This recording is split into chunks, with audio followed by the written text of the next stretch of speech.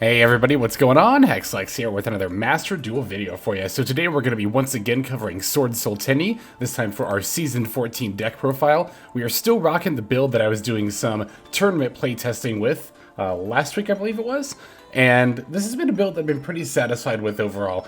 You can see I do still have the 2 pot of dualities in here. I did decide to keep those. I was a little bit on the fence about them, but the more I play with them, I think actually the more I like them. I think the key really is to not just shotgun desires like as soon as you can, but rather to just kind of wait until a point in the turn when it's a good time to play desires. Ideally after you've gotten all the stuff you need out of your deck, like after you search up your Longyuan or after you've done all of your Tenyi shenanigans, but sometimes the desires can also be used to catch up after your opponent has a disruption and kind of help you get back in the game, which is one of the uses I actually really like about it. So yeah, I think I'm going to ultimately end up keeping 2 pot of desires. I do like 2. Honestly, I would play a 3rd, maybe over like the Feather Duster, but I like the Feather Duster like a little bit more, just because Swordsoul Tenyi is a little bit more susceptible to floodgates and also has a little bit of a more difficult time dealing with them than some other decks tend to.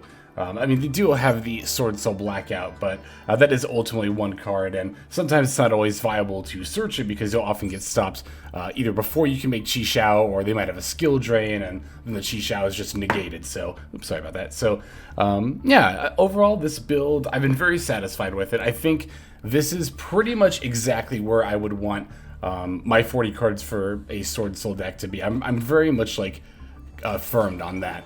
As far as some of the other choices, I'll go over some of them because a few of these I haven't really talked about since I added them, which in some cases was quite a while ago. So I've had comments ask about Tenyi Spirirt Shthana, if it's particularly necessary. I do think it is.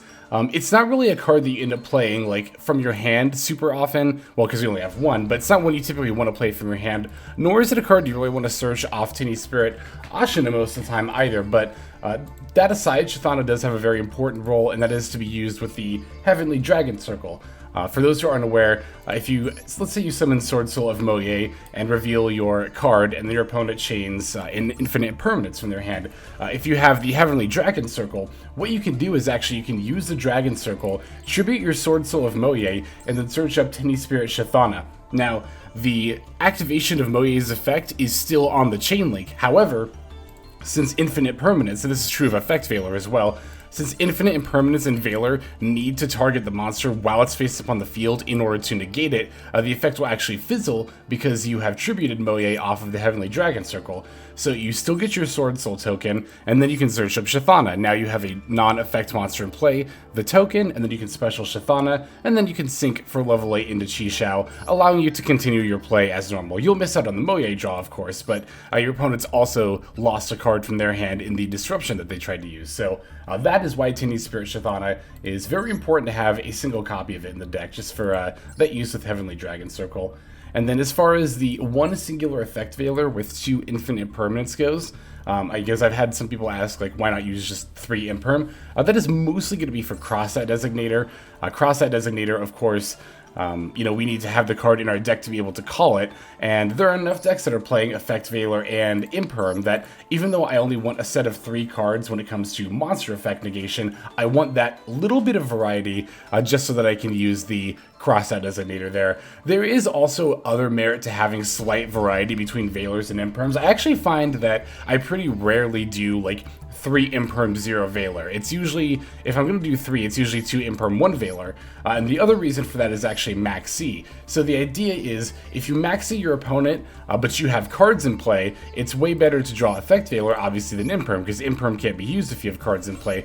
Veiler can only be used on your opponent's turn, but even if you've got like a full board setup, you can still Veiler your opponent. So there is a little bit of variety that show up, plus Veiler being a level 1 tuner is not completely irrelevant. It's probably never going to come up, but I mean, you could in theory special a Vishuda normal effect Veiler and then sync into Chi Shao. Like, that is something you can do. So you could even argue that's maybe good to have 2 Veiler, 1 Imperm, but that said, I do like Imperm's flexibility of being able to be used on your turn if you have no cards in play, particularly if you're going second. Sometimes you like draw it late into a Maxx, or you draw it for turn, and you can just like negate one of your opponent's cards that's going to negate or floodgate you out, and then just kind of, play the game from there. And then, of course, we have Nibiru and Feather Duster. These two cards I usually like to tech in, Nibiru more so than Feather Duster. Feather Duster, as I previously explained, Swordsoul Tenyi as a deck tends to be a bit more susceptible to floodgates, like there can only be one. It does play very well through Rivalry, of course, but Rivalry has definitely lost popularity because of, like, the surge, the prominence is the word I'm looking for, of Swordsoul and Maxx, which are both pretty much like mono type decks. But Swordsoul does get hit by Gozen and Skill Drain pretty hard as well.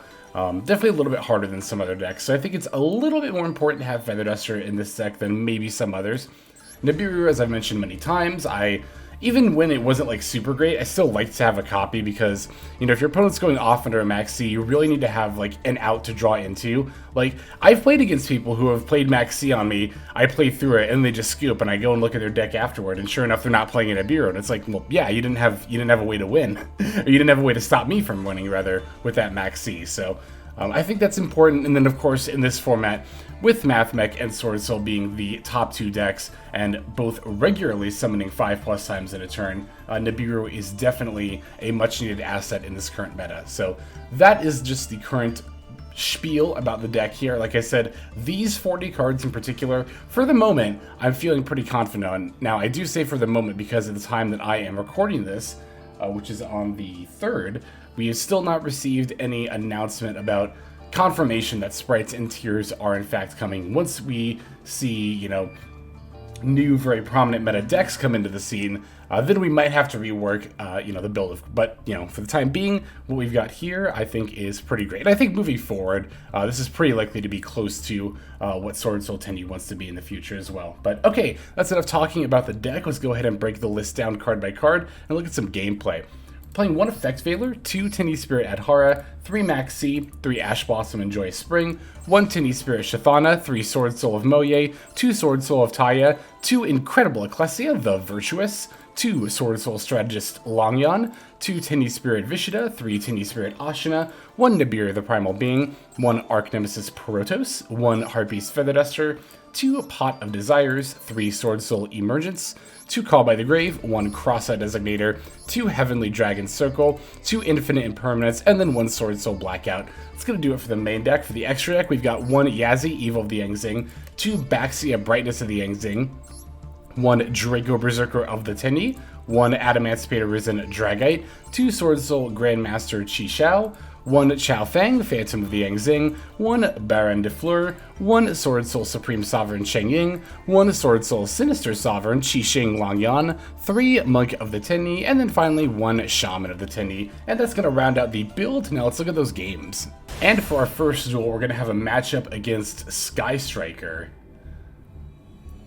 I actually should have checked to see if they were the Therion or going second build, but presumably they're Therion because they are going to be taking the first turn here.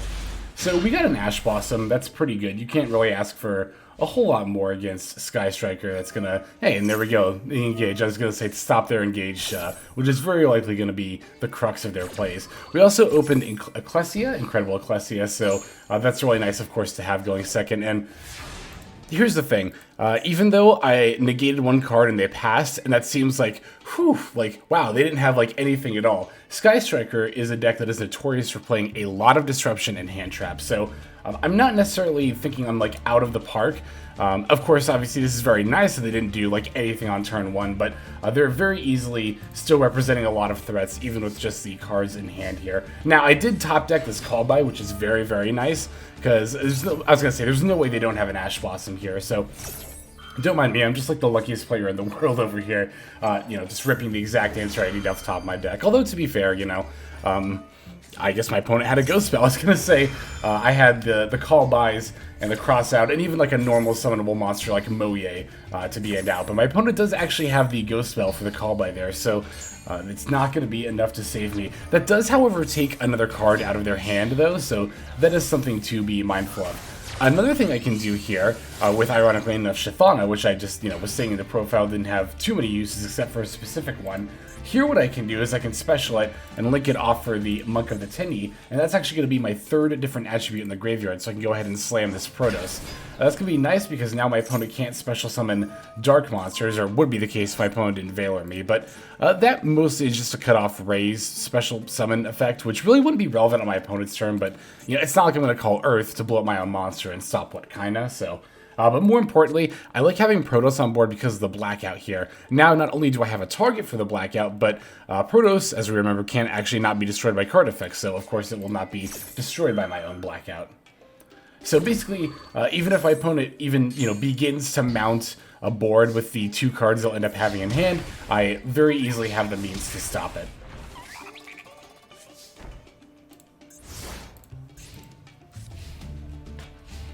At this point, my opponent is more or less in top deck mode. They did rip a Harpie's Feather Duster, which is a very good draw, if they have another relevant card in their hand, which unfortunately for them, it doesn't seem like they do. So, as we saw here, our opponent's hand was indeed full of, responses, right? I'm pretty confident these were probably just the 4, these 5 cards in graveyard here, I'm pretty confident were actually just, their opening hand. With the Sky Striker Mobilize being the only real relevant gas card. But, as I've said many times before, if you are playing against a tiered or meta deck, and they don't have a lot of gas, you can expect them to have a lot of disruption, which as we can see very clearly here, our opponent did. But, yeah, now that we've top decked the Swordsoul Emergence, I mean, the game was pretty much over anyway. A Monk of the Tenyi and Protos weren't enough to finish, but I only needed top 1,000 attack points in order to finish the game, so that realistically could have been, a great deal number of cards, but Emergence just kind of happened to be, the best possible singular top deck. But regardless, it's more than enough to get our opponent to concede there, so let's go ahead and move on to the next duel. So for this game, we're going to be up against Adhara, and this is the Math Mech variant, so they are playing that Math Mech package, which, for those who are unfamiliar, we actually covered here on the channel, Math Mech Adhara. The idea being that with the Math Mech package, I'm sorry, this is the wrong deck. Great. Okay.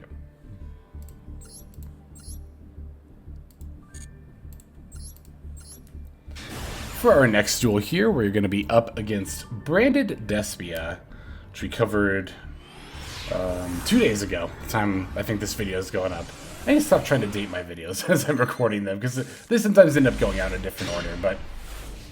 Taking the second turn yet again, but we open Ash Blossom and Nibiru.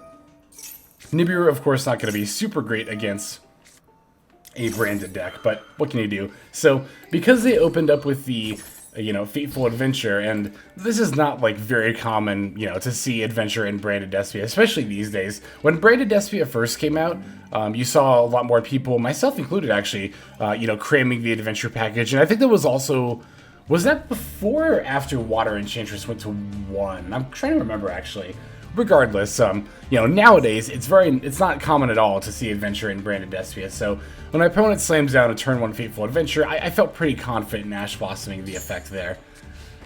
And it turns out that they actually didn't have anything else. I totally forgot about that, so that actually does end up working out in my favor. My opponent only being able to set 1 card. Now, even though I didn't open up Mo Ye or Taia or Emergence, I do have the Ashuna plus Adhara kind of line here, so...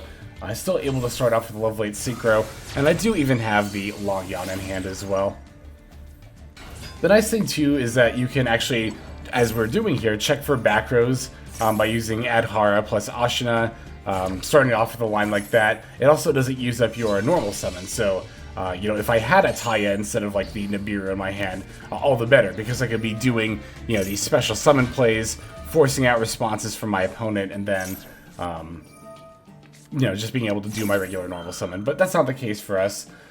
Indeed, our opponent does have quite a few responses, which, once again, given our opponent not playing much on their first turn, is to be expected, this face down card being called by, as well as the card in hand, or one of the cards in hand being Ash Blossom. Yeah, I've noticed, not super duper often, but occasionally, I'll be playing against people on ladder. When I open like that, when I open just a bunch of going second cards and just pass, I notice that sometimes people will tend to play a little bit more brazenly, because they kind of figure oh, my opponent's got a terrible hand, they didn't do anything, but, terrible hand and not being able to do anything on your first turn doesn't mean you can't do anything on your opponent's first turn, necessarily. Alright, so here I really tried to find lethal, but I ultimately ended up being just 1,800 points short. If I had had that Taia, like I was talking about, instead of this Nibiru, but, you know, they say about beggars and choosers. At the very least, we are able to make a very solid play with this Baron here. I am, of course, going to negate the Albaz, because naturally that would lead to my Baron getting fused into it to make a Mirror Jade, so... you know, being able to negate and destroy that, that's going to be able to just cinch out the duel there. I actually wonder if my opponent... They probably opened Albaz now that I'm thinking about it, but going first, of course, Albaz by itself doesn't really do a whole lot in the opening hand there. So, yeah, both sides... I mean, obviously my hand was definitely a fair bit better than my opponent's, but, you know, we definitely both had, like, some meh openings, but... Again, mine was definitely better than my opponent's. I'm not saying that or anything. In any case, let's go ahead and move on to the next duel here. So for this one, we've got a game against Mathmech, but I'm seeing not just one, but two copies of Final Destiny? Question mark? For those who don't know, that's a really old spell card, a normal spell that reads, discard 5 cards to destroy all cards in the field. My opponent's playing 2 copies of that, and I don't frankly understand it myself, but... well, whatever, you know, more power to them, I suppose. So, I'm going to lead with Ecclesia here, which I tend not to like to do if I can avoid it, because, you know, that definitely leaves you way more open to Ash Blossom than this deck would normally be. But here, you know, I didn't really have any other choice to get into Mo Ye or into Chi Xiao, really. So, yeah, I'll go ahead and start with Ecclesia. Fortunately, my opponent doesn't have anything. I did also have the call by as well, so there was that. But I don't know, Ghost Spell is common enough in this meta with Mathmech and people teching it against Mathmech that it feels like Call By is definitely not as much of a guarantee as it has been in the past. So just gotta be wary of Ghost Spell again. There's just a lot of different decks playing it out there with the prevalence of Mathmech, including Mathmech itself. Ghost Spell being, of course, not only able to stop Super Factorial, but also protect Mathmech from effects like Call By, DD Crow, so on and so forth. So, you know, we got the Chi Xiao Baron plus Protos opening. It's very, very good. Opponent's going to lead with a Prosperity, and there's that Final Destiny I told you about. I'll go ahead and show that off here. Yeah, this card right here. Not really sure why my opponent's rocking 2 copies of it, but, you know, again, more power to them if they want to tech that. And I'm going to let the Pot of Desires resolve, honestly, because I thought I was playing against Flaunderies, and I thought I was going to, you know, use the Baron to negate a magnificent map, but it turns out to be Mathmech, which, again, I think is kind of interesting because, I don't know, I don't feel like the deck typically needs such consistency that it needs Prosperity, but opponent's also playing the Adventure Engine, which I have seen a couple of Mathmech decks playing the Adventure line. I don't think it's bad. I mean, obviously I'd be more inclined to if we had more than one Water Enchantress, but I guess to be fair, it does work as pretty good, like, disruption bait, as I think my opponent was doing here, you know, running out the Prosperity and the Adventure line before just flipping over their Circular in an attempt to, you know, just kind of make sure that I ran out of disruption. But we're actually able to get away with minimal disruption, and even when I have multiple instances of it, like the Chi Xiao and the Baron, and then of course the Call By that we end up using as well, I really like to just use as little as possible until I really need to. So again, I didn't really feel the need to negate Prosperity. That's, you know, totally fine. Plus I can only negate it with Baron. That'd be a waste of my Omni Negate. You know, the Water Enchantress effect, also totally fine. Circular. Once Circular came down, once I realized it was Mathmech, I knew, because I had the Call By too, that I could really stop the majority of my opponent's plays just by utilizing that Call By against the Sigma. Because yes, my opponent would have gotten a special Circular, but if they don't have another Mathmech to summon, they still have their normal summon, but if they didn't have another Mathmech to summon, then they don't have plays, like, at all. And even in the, you know, quote-unquote worst case scenario where they do have another Mathmech to summon, you know, then I can just start negating effects at that point. Because again, we still have the Chi Xiao and the Baron. I think being selective in what you negate is very, very important, especially in this meta, especially against Mathmech, because Mathmech can play through multiple disruption so easily. And on top of that, they play a ton of different cards, you know, not usually the Prosperity and Adventure Engine, but Synapse Mining, Small World. You know, they can run these cards out, even if they already have the Circular in hand and don't need it to combo, just to try to force your Ash Blossom or other negates. So, Definitely pays to be mindful. I mean, it always has, again, paid to be mindful of when you use your disruption. But in this format, especially, especially against Mathmech, you really need to be on top of that. But yeah, that singular call by was actually enough to cinch out the duel there. That's kind of my whole main point, is like, you know, I've got this impressive looking board, but it really was just the one called by that ensured my victory there. So there is that game. Now we have one more, also against Mathmech, I believe. So let's just go ahead and jump straight into it. Yep, this duel also against Mathmech. This one is the Code Talker variant, which I've not tried yet myself, but I might try it out here at some point in the near future. If I have time to between, you know, possible other releases. But yet again, going second in this game, but we open C and Imperm, so there's really not much more you could ask for. Especially against Mathmech here. So, yeah, as soon as the other subtraction comes down, in addition to addition, yeah, I'm going to fire off the Maxx to get my draw, and the opponent's just going to set and then end their turn, which I think is very wise. Mathmech, this is more of a tip for playing with Mathmech than against it, but Mathmech is very much one of those decks that, like, you can't really make any kind of plays without summoning, like, a ton of monsters, so if I'm playing Mathmech and I get Maxx, I usually just stop right there. Just give them one draw and then just kind of pass the turn. Now, of course, it can vary, but, you know, typically, there's not really any significant plays you can do without giving your opponent, like, a significant number of draws. And then as far as, like, this Imperm goes, I was actually really hoping to use the Imperm if my opponent continued to play through the C on the Almershen. I've seen a lot of people ask, like, what do you negate with Ash/Valor/Imperm? Do you negate the Circular or the Almershen? And you don't negate Circular, even though it might seem like, oh, Circular searches Superfactorial, that's the one I want to negate. It's actually possible to get Superfactorial with Almershen as well, so it's typically not too hard for the opponent to recover and then get it later. However, the opponent usually only has one opportunity during the combo to draw Diameter, or to search Diameter, and that's with the Almershen. Sure, they can do it later with Cyber's Wicked, but the Almershen is also typically needed to set up the board that leads to Cyber's Wicked as well. So what you can do is you can negate the Almershen, that'll stop their Diameter search. Yes, they have the Superfactorial, but they will not have 3 monsters to use it with, and even if they do have another Extender in hand, they're not going to have the Diameter, so they won't have the negate. So that's the big choke point, in my opinion, when playing against Mathmech, is negate the Almershen. That's what I would save your Ash, Valor, Imperm, etc. for.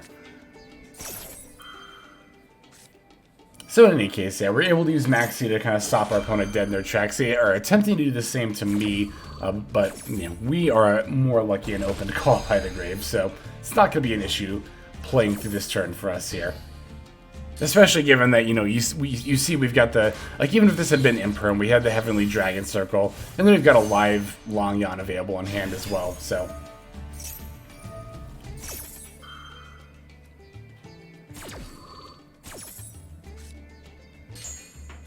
Now, I do still have to be a bit mindful of how I'm going to ultimately end up playing through this. I actually no, I started with Emergence, didn't I? That's why I didn't search it? Yeah, never mind. I was going to say I should have searched Emergence other than Blackout, but no, I started with Emergence, so I couldn't use it this turn. So you'll notice I'm not going for Baron, I am actually going for the Chi-Xiao, and I actually did make a misplay there. I used the Ashuna effect from hand to banish, although, you know, I had effect monsters on the field, so I was going to say I should have summoned it from hand, but disregard, I wouldn't have been able to do that, so no, yeah, I'm going to use it for Vishuda, and the idea is I want to, you know, banish the Vishuda to bounce the opponent's face down card, and then start banishing monsters off the opponent's board. But ultimately, I didn't get the what is it? The Changing effect. I guess there's something I might have missed during all that. But regardless, we actually do still have lethal here. I'm going to swing in with the Cheng Yang, and then I can use the Heavenly Dragon Circle on the Monk.